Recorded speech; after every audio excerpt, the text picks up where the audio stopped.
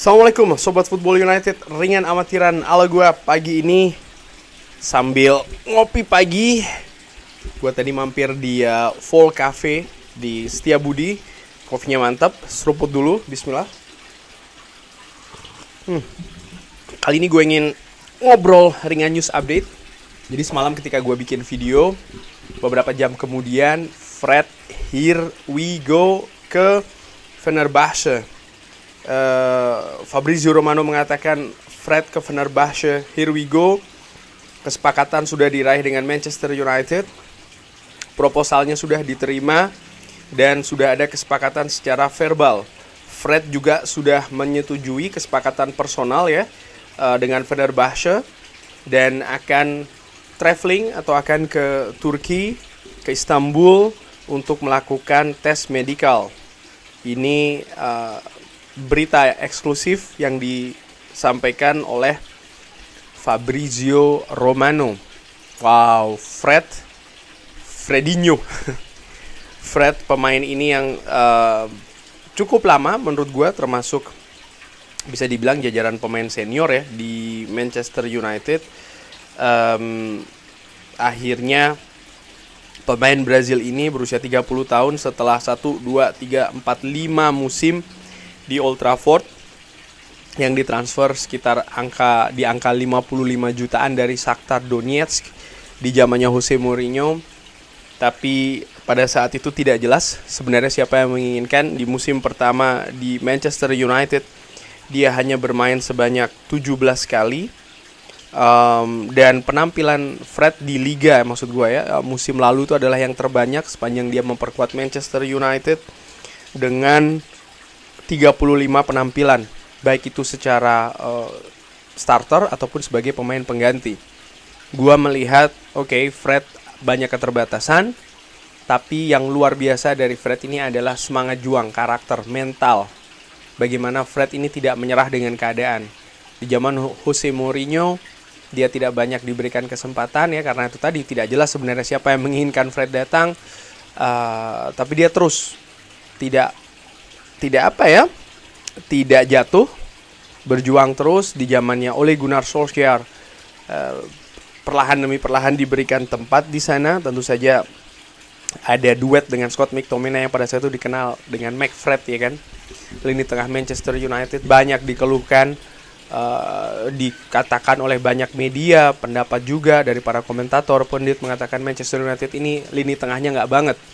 Tapi tentu saja ya tidak banyak pilihan sehingga ya harus berjalan dengan McFred. Pada saat itu ada Paul Pogba juga, tapi ya kita tahu sendiri bagaimana Paul Pogba penampilannya juga tidak konsisten. Dan gua melihat bagaimana Fred di 2 musim lalu ya sebelum Erik ten Hag datang, artinya di akhir-akhir musim dari Ole Gunnar Solskjaer dan juga di masa singkat Ralf Rangnick, peran dari Fred ini sangat vital. Kalau tidak salah ketika Ralf Rangnick ini menjadi manajer sementara dari Manchester United ya, gol pertama dicetak oleh Fred di pertandingan kalau nggak salah menghadapi Crystal Palace, gue lupa. Kurang lebih kayaknya iya kayak gue kalau salah tolong dikoreksi ya Sobat Football. Vital. Dan yang unik juga bagaimana Ralf Rangnick ini agak mendorong Fred lebih ke depan. Sebenarnya ini sudah terlihat ketika Michael Carrick mengambil alih dari Ole Gunnar Solskjaer secara sementara, yang mendorong Fred ini agak lebih ke depan. Di zamannya Erik ten Hag, peran dari Fred menurut gue juga besar ya. Sempat beberapa kali dipasang di posisi yang berbeda, posisi nomor 8, nomor 6, bahkan nomor 10.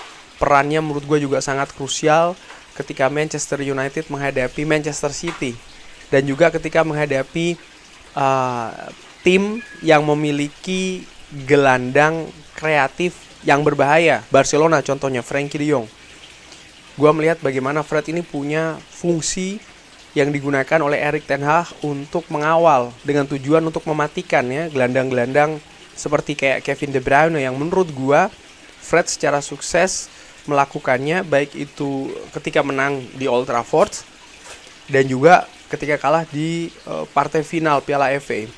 Artinya memang peran dari Fred ini cukup signifikan musim lalu. Tapi tentu saja Manchester United dengan perjalanannya, dengan prosesnya, ini harus meningkatkan banyak posisi, banyak lini.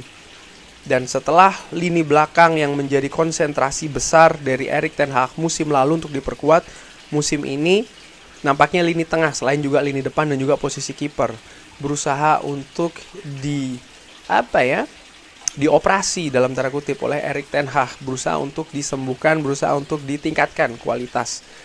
Fred, seperti kabar yang gue dapatkan ya, dari awal sudah dikatakan oleh Erik ten Hag tidak akan masuk skenario inti. Dan nampaknya Fred punya pemikiran yang berbeda, sehingga preseason kemarin tidak ikut serta kan ya dengan Manchester United, dan terus dikabarkan mencari solusi keluar klub dari Saudi. Fulham juga dikabarkan berminat, Fenerbahce, terakhir bahkan Galatasaray juga ikut melakukan perburuan. Tapi akhirnya Fenerbahce, klub besar dari Turki ini, yang berhasil memenangkan perburuan Fred. Angkanya masih simpang siur, tapi kalau gue perhatikan dari beberapa kabar terakhir, nampaknya ada di seputaran 15 jutaan ya. Dan menurut gue, untuk pemain yang sisa kontraknya 1 musim lagi di Manchester United, 30-an tahun, ini merupakan kesepakatan yang bagus sih menurut gue.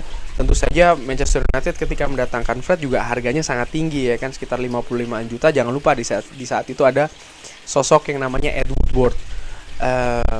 Ya gue ucapkan Fred terima kasih banyak ya, dengan segala plus minusnya. Sekali lagi yang gue anggap istimewa dari Fred ini adalah karakternya. Dia juga bisa memenangkan spot ya di tim nasional Brazil ke Piala Dunia. Brazil tuh gudangnya pemain sepak bola talenta luar biasa, tapi Tite, pelatih pada saat itu di Piala Dunia Qatar, mengambil Fred.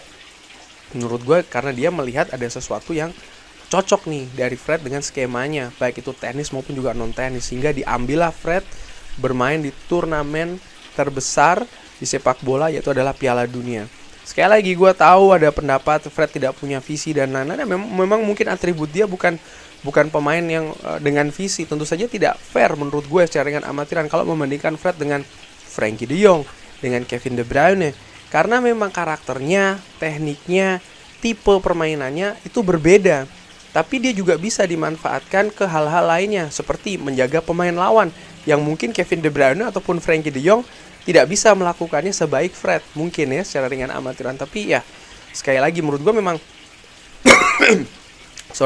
memang Fred tidak punya visi sebaik pemain tadi, karena memang fungsinya berbeda, karakternya berbeda. Nah, Manchester United sendiri setelah Fred ini bukan yang terakhir, karena Donny van de Beek dikabarkan juga sedang menuju nih ya. Donny van de Beek sedang menuju keluar dari Old Trafford, kabarnya dengan status pinjaman ke Real Sociedad. Ini juga menarik, kenapa kok statusnya pinjaman? Kenapa tidak dijual? Erik ten Hag menurut gue kelihatannya ya ingin memberikan kesempatan kepada Donny van de Beek untuk berkembang, untuk membuktikan. Musim lalu ya sayang sekali Donny van de Beek ini cedera, sehingga polesan Erik ten Hag tidak bisa terasa. Tapi musim depan belum mau dijual dulu nih, tapi nampaknya akan dipinjamkan. Gue nggak tahu ya kalaupun nanti kesepakatannya akan ternyata dijual juga. Tapi yang jelas berita terakhir ini kesepakatannya dengan Real Sociedad ini adalah peminjaman dengan opsi beli. Gue jadi bertanya-tanya, kenapa kok nggak dijual langsung, kenapa kok dipinjamkan dulu? Apakah ini merupakan win-win solusi antara kubu Donny van de Beek dengan Erik ten Hag, di mana Donny van de Beek ingin memiliki menit bermain yang lebih tinggi. Gua tahu tujuannya, dia ingin kembali lagi kan ke tim nasional Belanda yang lepas sudah beberapa tahun ini, sudah beberapa musim setelah sebelumnya cukup reguler ditempati oleh Donny van de Beek. Lalu juga nampaknya itu tadi Erik ten Hag masih ingin mengamati pemain ini, sehingga pemain ini dipilih untuk dilepas tapi tidak secara permanen. Sejauh ini beritanya kan demikian. Di sisi lain, lepasnya Fred dan cabutnya secara sementara saat ini ya kan pinjaman Donny van de Beek yang semakin dekat nih ke Real Sociedad, ini kan menyisakan lubang di lini tengah. Artinya ada titik-titik, ada spot, ada posisi yang harus diisi. Tujuannya apa? Meningkatkan kualitas lini tengah Manchester United. Tim-tim lain ya, Manchester City, Liverpool, Chelsea, Arsenal, mereka juga punya lini tengah yang luar biasa kualitasnya. Arsenal dengan Declan Rice, Moises Caicedo yang semakin dekat ke Liverpool ya kan, ada perburuan dengan Chelsea di sana. Alexis McAllister di kubu Liverpool juga. Lalu menurut gua tim ya, Manchester City tentu saja dengan Kevin De Bruyne dan juga pemain-pemain lain di lini tengahnya punya kualitas excellent. Manchester United nampaknya ingin, atau Erik ten Hag ya, ingin juga melakukan hal yang serupa, memperbaiki lini tengahnya. Setelah sebelumnya mendatangkan Mason Mount, sudah mendatangkan Casemiro dari musim lalu, dan nampaknya ingin terus diperbaiki dengan mengincar Sofyan Amrabat. Tapi Sofyan Amrabat bukan satu-satunya pemain yang diincar. Kabarnya Romeo Lavia juga didekati. Pemain muda ini pernah gue singgung di channel ini. Gue suka pemain ini, dia sudah punya pengalaman, bahkan dengan usia yang cukup muda dia memegang peran yang sangat vital di Southampton. Permainannya menurut gue bisa dikatakan dalam tanda kutip menjadi penerus dari seorang Casemiro. Liverpool 3 kali mendekati pemain ini ke Soton, tawarannya ditolak terus. Nampaknya kalau Manchester United ingin mendatangkan Romeo Lavia harus merogoh kantongnya dalam-dalam ya. Southampton tentu saja yang baru saja terdegradasi dan nampak kehilangan juga sang kapten ya kan, Ward-Prowse. Nampaknya ya berusaha juga untuk menahan Romeo Lavia, dan kalau seandainya Romeo Lavia ini cabut, mereka tentu juga inginnya angkanya tinggi sehingga mereka juga bisa mendatangkan gantinya yang tidak kalah bagusnya juga. Cuman menurut gua menilai Sofyan Amrabat dan juga Romeo Lavia ini menjadi kandidat terkuat di lini tengah Manchester United saat ini, yang berada di posisi atas di daftar untuk lini tengah Sofyan Amrabat. Gue sering singgung Sofyan Amrabat ini ruang bergeraknya memang terkonsentrasi betul di lini tengah. Dia gelandang yang bagus, dia punya semangat juang yang oke juga, artinya karakternya juga bagus, gaya permainannya ngeyel, bisa memperkaya lini tengah Manchester United utamanya dengan pemain-pemain yang bagus dalam melakukan duel dan juga perebutan bola. Pernah bekerja sama dengan Erik ten Hag di Utrecht, ini merupakan poin plus ya kan. Pemain ini sebenarnya kalau nggak salah juga lahir dan besar di Belanda, jadi komunikasi menurut gue sangat-sangat tidak masalah dengan Erik ten Hag dan juga dengan Michel van der Gaag, asisten dari Erik ten Hag, sehingga poin plusnya cukup banyak nih seorang Sofyan Amrabat.